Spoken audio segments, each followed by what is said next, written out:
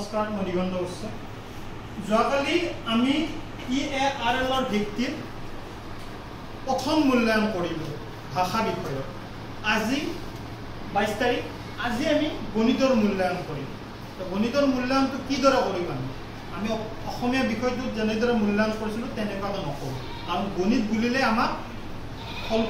কাগজ কলম লাগিব আমি ব্যৱহাৰ কৰিব লাগিব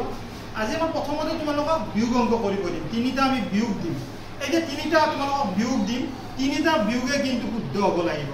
কাৰণ যদি তিনিটা বিয়োগৰ এটাও ভুল যায় তেতিয়াহ'লে আমি তোমালোকক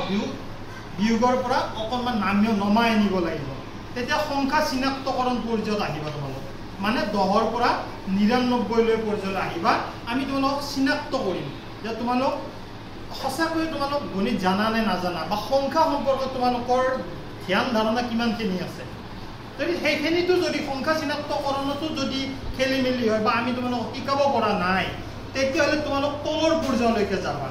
তলৰ পৰ্যায়লৈ মানে কি 1ৰ পৰা 9 লৈকে তোমালোকক এটা ধ্যান ধাৰণা দিয়া হ'ব যে মানে 1ৰ পৰা 9 লৈকে চিনি পাইছা নে না সংখ্যা যদি সেইটোও তোমালোকে পাৰা নাই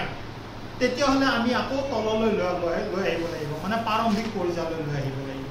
আমি আশা কৰোঁ আমি সেনেকুৱা হ'ব নালাগে আমাৰ কাৰণ আমি তেনেকুৱা ধৰণে তোমালোকক শিক্ষাদান কৰা নাই আমি এইটোৱে আশা কৰিম যে আমি যি তিনিটা বিয়োগ দিম তিনিটা বিয়োগে গোটেইবিলাকে কৰিব পাৰিবা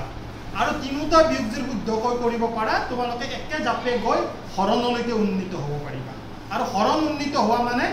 আমি বোনাছ পাবলৈ সক্ষম হ'ম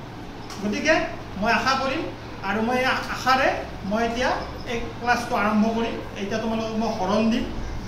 মই বিয়োগ দিম তিনিটা এই তিনিটা বিয়োগৰ ওপৰত আমাৰ ক্লাছটো আৰম্ভ কৰিম ধন্যবাদ